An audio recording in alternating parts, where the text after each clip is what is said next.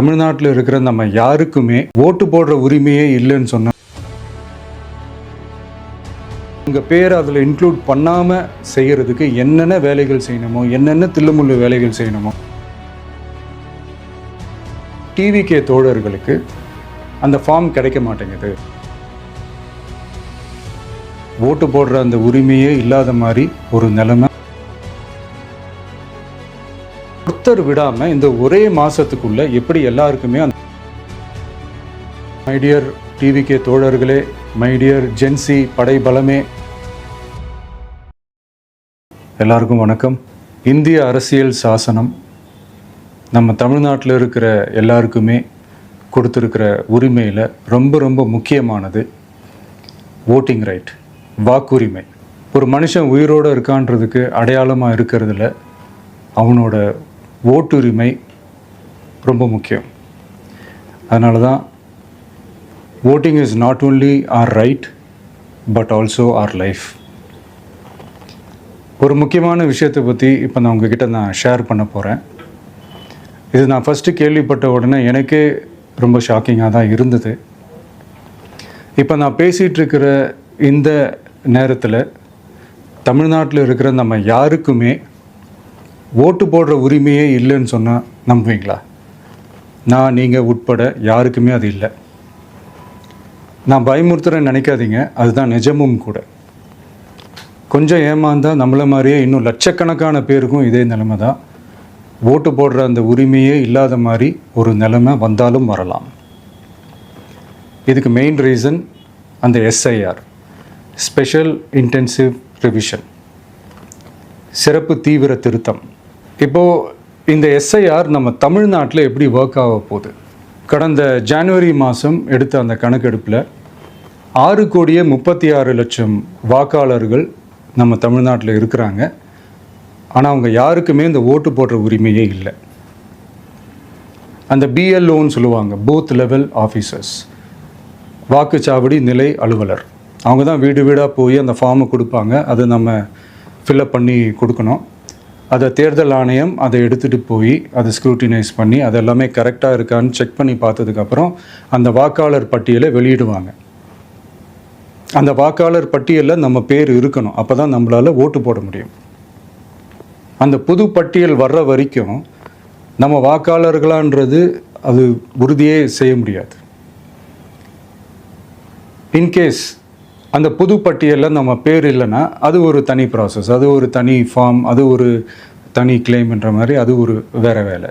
So இந்த மாதிரி நிறைய சிரமங்கள் குழப்பங்கள் இருக்கிறதுனால மக்களுக்கு இது மேலே ஒரு கன்ஃபியூஷன் ஒன்று இருக்குது. இது என்ன வெரிஃபிகேஷனா இல்லை ஒரு மறைமுக ரீரெஜிஸ்ட்ரேஷனா இல்லை இது ஒரு நியூ ரெஜிஸ்ட்ரேஷன் மாதிரியே தானா அப்படின்ற மாதிரி நிறைய கன்ஃபியூஷன் இருக்குது. அவங்க செய்ய வேண்டியதெல்லாம் ஒன்றே ஒன்று தான். இந்த மாதிரி வீடு வீடாக போய் அந்த என்யூமரேஷன் ஃபார்ம் நம்ம ஃபில்அப் பண்ணி கொடுக்கும்போது அதுக்கான அக்னாலேஜ்மெண்ட்டை அந்த பிஎல்ஓ அந்த ஆஃபீஸர்கிட்ட இருந்து நீங்கள் வாங்கிக்கணும். அது ரொம்ப ரொம்ப முக்கியம். இது நான் சொல்கிறது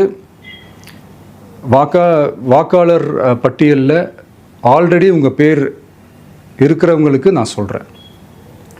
இப்போ புது வாக்காளர்கள், ஃபஸ்ட் டைம் ஓட்டர்ஸ், அவங்களுக்கு ஃபார்ம் 6ன்னு ஒன்று இருக்குது.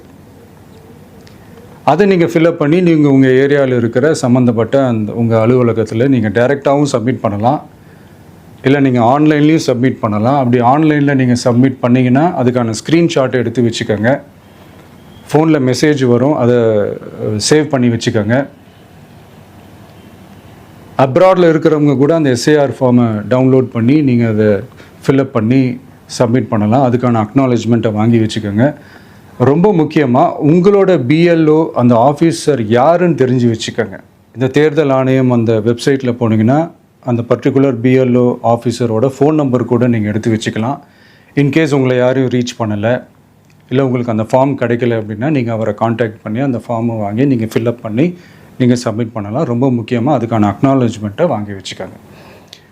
இது எல்லாமே சரியாக செஞ்சாலும் இந்த எஸ்ஐஆர் மேலே சில டவுட்ஸ் இருக்குது. அது என்னென்னா, இந்த 6,36,00,000 வாக்காளர்களுக்கு ஒருத்தர் விடாமல் இந்த ஒரே மாதத்துக்குள்ளே எப்படி எல்லாருக்குமே அந்த ஃபார்ம் போய் ரீச் ஆகும்? ஒன்று.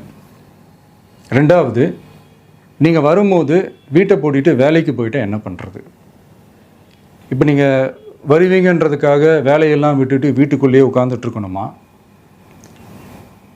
ஸோ இதில் மெயினாக பாதிக்கப்பட போகிறது உழைக்கிற மக்கள், ஏழைகள், வேலைக்கு போகிற பெண்கள். இவங்களுக்கு யார் கரெக்டான அந்த பதில் சொல்ல போகிறது? ஒரு நியாயமான எஸ்ஐஆர்னால் என்ன நடக்கணும்? இப்போது இறந்து போனவங்கள மார்க் பண்ணி அதுலேருந்து டிலீட் பண்ணணும். இப்போ போலி வாக்காளர்கள் இருந்தாங்கன்னா அவங்கள மார்க் பண்ணி டிலீட் பண்ணணும். இப்போ ஆல்ரெடி ஓட்டு இருக்கிறவங்களுக்கு எதுக்கு இந்த ரெஜிஸ்ட்ரேஷன் என்ற பேரில் இவ்வளவு குழப்பங்கள் அப்படின்றதான் இங்கே கேள்வி. இப்போ புதுசாக வர்ற வாக்காளர்களையோ இல்லை ஓட்டு இல்லாதவங்களையோ சேர்த்தா பத்தாதா? இப்போ ரீசெண்டாக நடந்த இப்போ எலெக்ஷன் 2021, 24 எப்படி எல்லாருமே ஓட்டு போட்டோம்? அதில் ஓட்டு போட்டவங்க கூட இப்போ புதுசாக ரெஜிஸ்டர் பண்ணணும்னா அது ஏன் அந்த கன்ஃபியூஷன் அப்படின்றதான் நாங்கள் கேட்குறோம். அதனால தான் நாங்கள் எஸ்ஐஆரை எதிர்க்கிறோம். இப்போ புதுசாக சில கம்ப்ளைண்ட்ஸ்லாம் வர ஆரம்பிக்குது. அது என்னென்னா முக்கியமாக நம்மளுடைய டிவிகே தோழர்களுக்கு அந்த ஃபார்ம் கிடைக்க மாட்டேங்குது, கொடுக்க மாட்டேன்றாங்க அப்படின்ற சில கம்ப்ளைண்ட்ஸ். இது யார் பண்ணுறாங்க அப்படின்றது நான் தான் சொல்லி தெரிய வேணும்னு ஒன்றும் அவசியம் இல்லை உங்களுக்கு. இப்போ இருக்கிற ஆட்சியாளர்கள் அவங்களுக்கு கைப்பாவையாக இருக்கக்கூடிய சில பேர் இதை செய்ய ஸ்டார்ட் பண்ணியிருக்கிறாங்க. அதனால் மைடியர் வர்ச்சுவல் வாரியர்ஸ், இதை சாதாரணமாக எடுத்துக்காதீங்க. இது எல்லாருக்குமே அந்த ஃபார்ம் போய் ரீச் ஆகணும். இதில் ரொம்ப உறுதியாக இருங்க. அதையும் மீறி உங்களுக்கு அந்த ஃபார்ம் கிடைக்கலன்னா இருக்கவே இருக்கும் ஆன்லைன். தேர்தல் ஆணையம் அந்த வெப்சைட்டில் போய் அந்த ஃபார்மை டவுன்லோட் பண்ணி நீங்கள் ஃபில்அப் பண்ணி சப்மிட் பண்ணலாம். உங்கள் வீட்டில் இருக்கிறவங்களுக்கு நீங்கள் செஞ்சு கொடுங்க, பக்கத்து வீட்டில் இருக்கிறவங்களுக்கு செஞ்சு கொடுங்க, தெரிஞ்சவங்களுக்கு, தெரியாதவங்களுக்கு, பழகினவங்களுக்கு, பழகாதவங்களுக்கு எல்லாருக்குமே நீங்கள் தயவு செஞ்சு கொடுங்க. அண்ட் ரொம்ப முக்கியமாக நம்ம ஜென்சி கிட்ஸ், நம்ம ஃபஸ்ட் டைம் ஓட்டர்ஸ், நம்ம புது வாக்காளர்கள், நம்ம நண்பா நண்பிகள், அவங்க ரொம்ப கேர்ஃபுல்லாக இருக்கணும். நான் ஆல்ரெடி சொன்ன மாதிரி உங்களுக்கான ஃபார்ம், அந்த ஃபார்ம் நம்பர் 6, அதை கரெக்டான டீட்டெயில்ஸோட கரெக்டான உங்கள் டாக்குமெண்ட்ஸை வச்சு அதை சப்மிட் பண்ணுங்கள். ஏன்னா வரப்போகிற தேர்தலில் நீங்கள் தான், அந்த ஜென்சி வாக்காளர்கள் தான் மிக முக்கியமான ஒரு ஃபோர்ஸ் அப்படின்றது எல்லாருக்குமே தெரிஞ்ச ஒரு விஷயம். அதனால் உங்களை டிஸ்டர்ப் பண்ணுறதுக்கு, உங்கள் பேரை அதில் இன்க்ளூட் பண்ணாமல் செய்கிறதுக்கு என்னென்ன வேலைகள் செய்யணுமோ, என்னென்ன தில்லுமுள்ளு வேலைகள் செய்யணுமோ எல்லாமே அவங்க செய்வாங்க. இது நமக்கு எல்லா திசையிலையும் எல்லா பிரச்சனைகள் கொடுத்துட்டு தானே இருக்கிறாங்க. அது டிஃபால்ட்டாக நடந்துட்டு தான் இருக்கும், அது ஒன்றும் பண்ண முடியாது. ஸோ அந்த மாதிரி ஓட்டு போடுற விஷயத்துலேயும் அவங்க என்ன மாறவா போகிறாங்க? இப்போ நான் சில மீட்டிங்ஸ்லலாம் ரிப்பீட்டடாக ஒரு விஷயம் நான் சொல்கிறேன்ல, 2 பேருக்கு நடுவில் தான் போட்டி அப்படின்ட்டு. அது மேடைக்கு மேடை அவங்க அதை ப்ரூவ் பண்ணிகிட்டு இருக்கிறாங்க. அதனால் தோழர்களே, வரப்போகிற தேர்தலில் நம்ம யாருன்னு காட்டணும், நம்ம பலம் என்னன்னு காட்டணும். அதுக்காக அந்த பலமான, அந்த பவர்ஃபுல்லான ஆயுதத்தை நம்ம கையில் எடுக்கணும். அந்த ஆயுதம் வேறு எதுவுமே இல்லை, ஓட்டு, வாக்கு, ஜனநாயகம். அது இருந்தால் தான் நம்ம அந்த வெற்றியை நோக்கி நம்மளால் பயணிக்க முடியும். தமிழ்நாடே அந்த வாக்குச்சாவடி முன்னாடி திரண்டு நிற்கணும். அதை பார்த்துட்டு தமிழ்நாடே தமிழக வெற்றி கழகமா, இல்லை தமிழக வெற்றி கழகம் தான் தமிழ்நாடா அப்படின்ற மாதிரி இருக்கணும். வீடுன்னு ஒன்று இருந்தால் தான் ஓடு மாற்ற முடியும்னு அறிஞர் அண்ணா அவர்கள் சொல்லியிருக்கிறாங்க. அந்த மாதிரி ஓட்டுன்னு ஒன்று இருந்தால் தான் இந்த நாட்டையே காப்பாற்ற முடியும். அப்புறம் இன்னொரு முக்கியமான விஷயம், அந்த என்யூமரேஷன் ஃபார்ம் நீங்கள் ஆன்லைனில் நீங்கள் ஃபில்அப் பண்ணும்போது அதில் ஒரு சில ப்ராப்ளம்ஸ் வர்றதுக்கு வாய்ப்பு இருக்குது. அது உங்களுடைய ஓட்டர் ஐடியில் இருக்கிற உங்கள் பேரும், ஆதார் கார்டில் இருக்கிற பேரும், அந்த ஸ்பெல்லிங், இனிஷியல்ஸ் எல்லாமே ஒரே மாதிரி இருந்தால் தான் அது அக்செப்ட் ஆகும், இல்லைன்னா அக்செப்ட் ஆகாது. அது கொஞ்சம் கேர்ஃபுல்லாக பண்ணுங்கள்.